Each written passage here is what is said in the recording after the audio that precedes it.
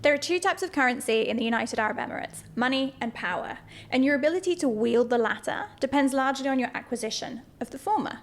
I'm Selena Waterman-Smith, host of the Say It Louder podcast, serial entrepreneur, ex-Dubai resident, notorious for being one of the only women to get an assault and kidnapping conviction in the UAE, tabloid obsession, if you believe that sort of thing, apprentice candidate, and my podcast is all about speaking things that are unspeakable. So far in previous episodes, we've covered overcoming narcissistic abuse in your childhood. I've talked about my own court case as a survivor of kidnapping and assault in Dubai, and I've even talked a little bit about my time on The Apprentice. Now, in the last two episodes of this series, I'm going to be talking about how I went through the mill again with the legal system in Dubai, but this time I ended up on the wrong side of things.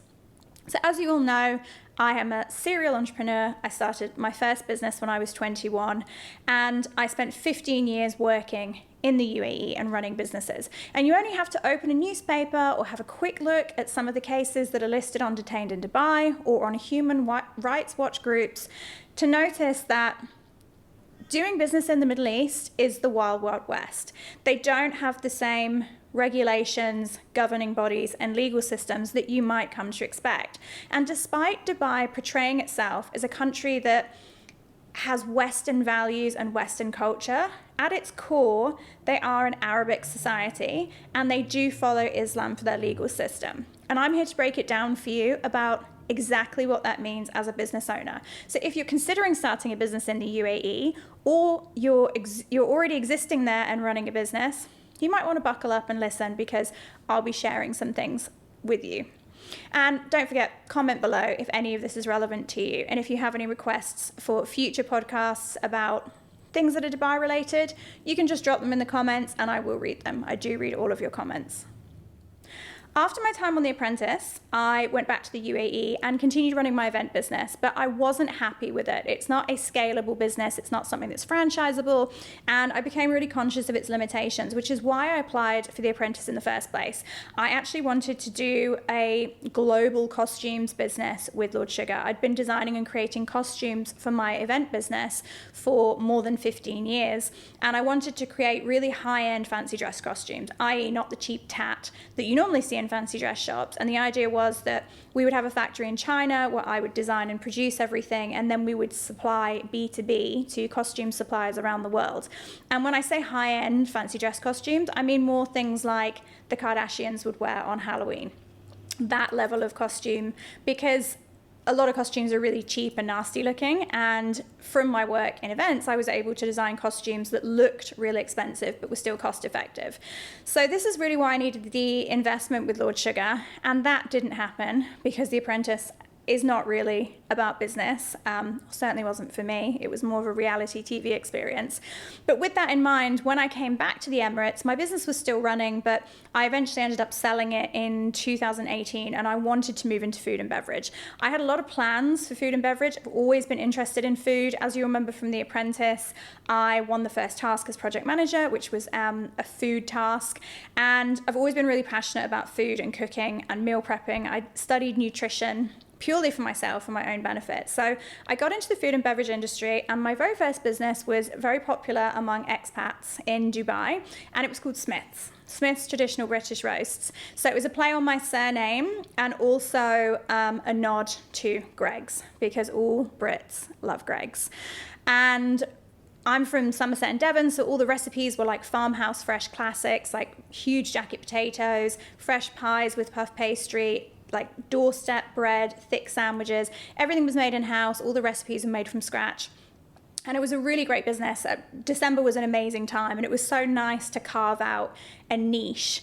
I then set up an Italian restaurant called Lasagna Box, which was purely delivery based. So the idea was that you have build your own lasagna. So you could choose between carbonara or meatballs or vegan, wild mushroom and truffle. There was this whole host of different lasagna flavors to play on the concept of lasagna, which has become a bit boring. And that was also really popular. But neither of these businesses were sustainable or as scalable as I wanted them to be. With Smith's, I had the option to start my own restaurant, but I really couldn't see myself having a brick and mortar restaurant with an alcohol license. So then I wanted to set up a health food business, and the plan was to have multiple revenue streams from the health food business. So a meal plan subscription, meal plan delivery outlets, retail products such as bone broth and nut butter, as well as maybe moving into apparel. And that's how I started a company called Beast Mode Nutrition. And unlike Smith's and Lasagna Box, that had way more scaling potential. And what I wanted to do was take it all over the Middle East, maybe even worldwide, maybe move into supplements. And of course, the apparel brand Beast Mode Activewear could have been global as well. So I had these big ambitions, as always, had a vision of scalability, and what I needed was a cash injection to get me out of the cloud kitchen that I was in and move into an industrial kitchen. So while the business was profitable and it was turning over money, you're looking at $500,000 to $1 million dirhams to fit out an industrial kitchen in that part of the world, staff it, and take care of all the licensing. And this is where things started to go a bit wrong. I already was quite high profile at the time because of my time on The Apprentice, and Smith's had routinely been in What's On and Time Out and other publications in Dubai. And I think that when you become high profile in a certain part of the world, that is potentially a time when predators maybe start to notice you. And I was also on my own, and I had been through this significant trauma with the kidnapping, which of course ended up in the public eye after I was on The Apprentice. So looking back at the situation with hindsight, I wonder if I had been spotted. While I was out there looking for an investor, I had already been potentially targeted by someone. And when I started negotiating with someone who approached me as an investor, I made one crucial mistake. I did not do enough due diligence on this person, and that's completely on me. But I think to add some context to this, the person that I was negotiating with, who I'm obviously not naming, led me on a very merry dance around businesses that he said he owned.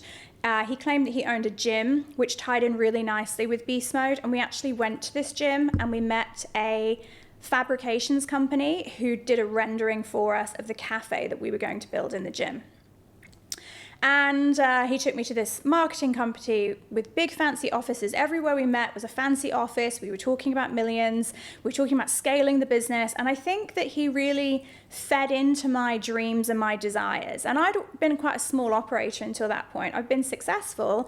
But when you're a solopreneur and you're working alone, it does become a very lonely experience. And I'd never had fancy offices. I'd never had huge investment. I'd been bootstrapping and grafting and doing everything myself. So this vision that he was presenting to me was so appealing. We're going to take your company global. I'm going to give you the cash you need to scale this. He was reflecting back to me all of the things that I wanted.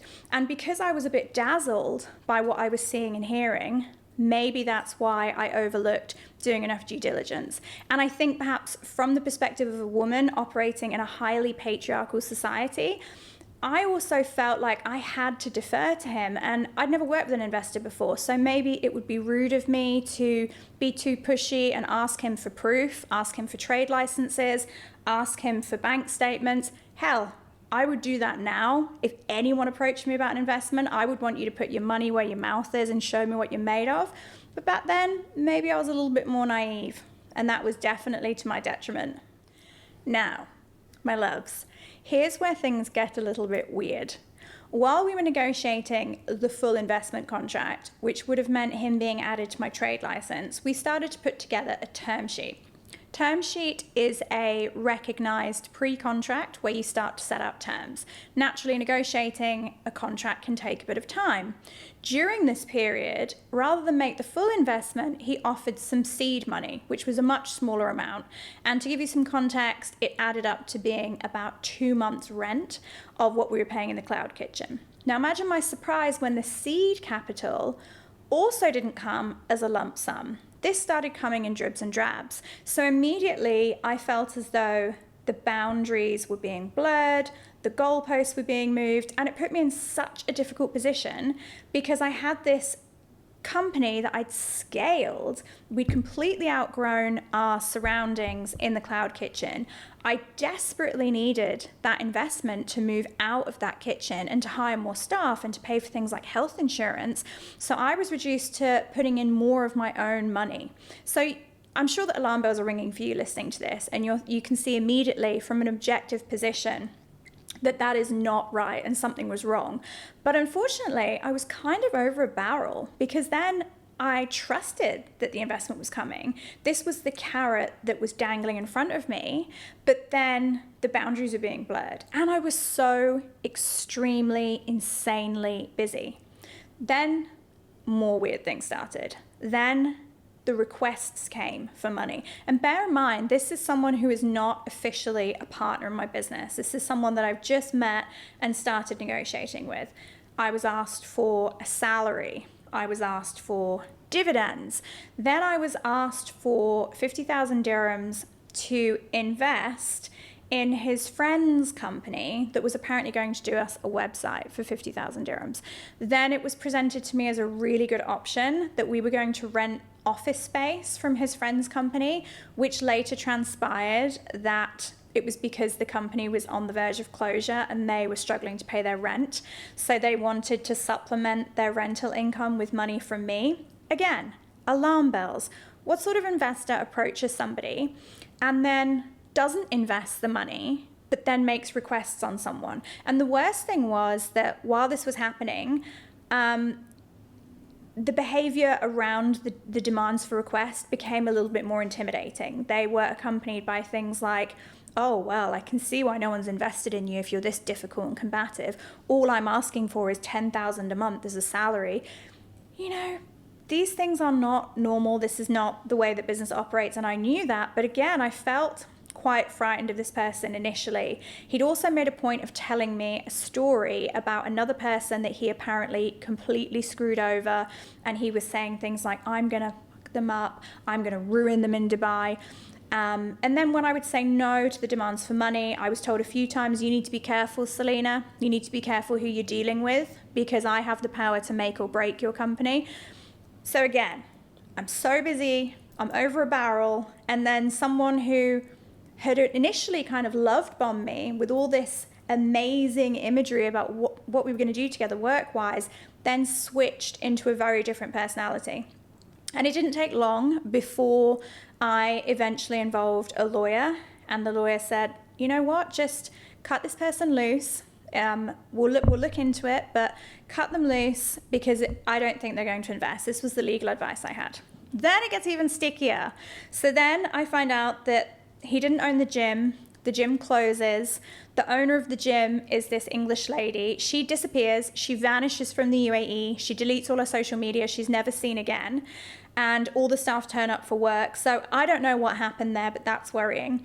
The marketing company that was supposed to design our website allegedly also dissolved, like the company kind of disappeared.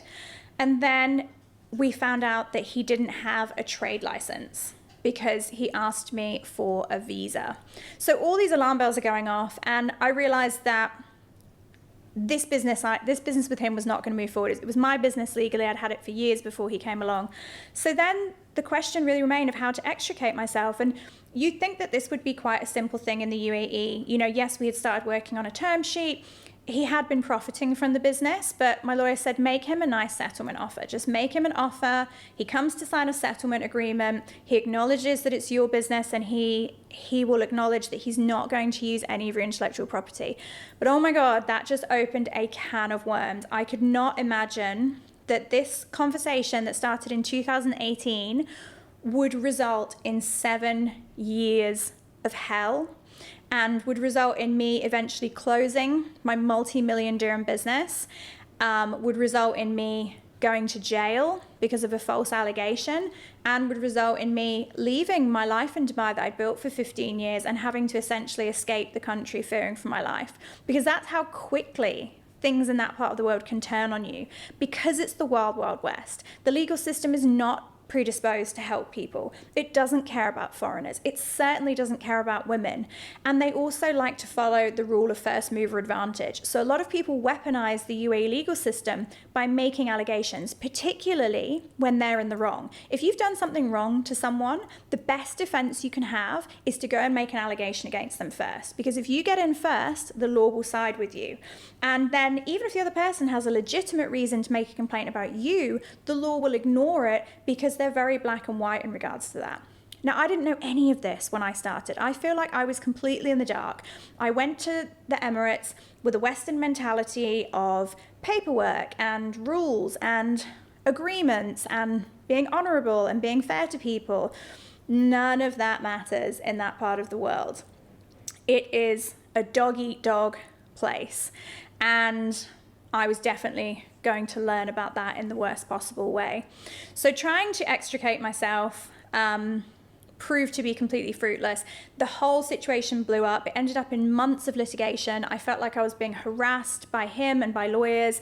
I received some really threatening correspondence telling me that I could be arrested and jailed in Dubai. He was going to ensure everything went wrong for me. He was going to have me denied a visa from the United States, to the point where it was so intense that my lawyer actually said, you should report this communication to the Dubai police, because Dubai apparently has all these strict laws around cyber crimes, and it's a cyber crime to threaten someone or use threatening language or swear words. So I took it to the police, and as you know from my previous podcasts, they're not very helpful, and they don't really want to open cases, and they just said, oh, ignore him, Yani. UAE is safe space for women. He can't do anything to you. Don't worry, sister. We are with you. I hope you appreciate my Arabic accent, by the way, because I do love accents. So I was really scared. You know, it's intimidating. I didn't really know how to fix this situation. I'd offered him equity in my business pending investment. That didn't happen. Then he said he wanted to leave. So he said, no problem. I'll give you a big payout. Just sign the paperwork. Then he didn't want to sign the paperwork. It was just this example again of feeling like the goalposts were constantly being moved and all the boundaries were being blurred, and I really had no idea how to deal with it. Now, I should have pushed much harder for a police case to be opened in 2019. Had I done that, or had I paid maybe a male Arabic lawyer to go to the police station with me and said, I want this case open, I want this person dealt with, maybe this would have stopped all of the drama that happened years later. But you know what? Coulda, woulda, shoulda. It's so easy to look at things in hindsight, and I have to try and remind myself not to beat myself up over this, because I just didn't know how serious it would get. So I continued with my business. We continued trying to negotiate with him. The final communication we had, my lawyer said, you know what? Please come and take this sum of money that we've offered. There's a very generous offer, and sign the papers. And if you don't come within the next 30 days, then the offer will be rescinded. And we never had anything back. So I thought, okay, that's the final straw. You know, he's not going to, he doesn't want to take the money. He doesn't want to resolve this amicably. And then 2 months after that, I find out that he's opened his own food company, his own meal prep company, his own multi-brand kitchen company. He's got his own industrial kitchen. The brand, the wording of the brand is identical to mine. It's just in a different format. The menu is almost identical, including custom recipes that I created, the layout of the meal prep company. I couldn't believe it. And the speed to which he had done that led me to believe that this was something he was working on in the background all the time. I have no idea if this was potentially his plan all along. Did he always plan to launch his own company? He has no background in food and beverage. So I felt really like I'd been cheated. And I then understood why he wouldn't come and sign the settlement letter that precluded him from using my intellectual property, because he had this plan to do his own thing. But I also thought, you know what, maybe that's drawing a line under things, because maybe if he has his own business, he's going to make his own money from it. I take responsibility for not doing my due diligence, choosing a bad business partner. This is drawing a line under it. He can go and do his own thing. That's fine. I'm working on my own business. I have no issues. And again, I foolishly thought that would be the end of it. But this situation carries on for years, and I haven't even got to the bit where he opened a civil case against me, which resulted in me being put in jail. And I'm going to talk all about that and my terrifying escape from Dubai, a city that I had loved and been so proud to be part of for 15 years, ended up treating me absolutely abysmally. So in the next and final episode of this podcast series, I will be getting into that. And that's why my podcast is called Say It Louder, because I'm speaking about things that are unspeakable. And there are thousands of people that are trapped and that are completely innocent in the UAE legal system that are just too afraid to speak up. Well, I'm not afraid to speak up because the only people that benefit from that are the abusers. So wherever you are and whatever you're doing, I encourage you to say it louder.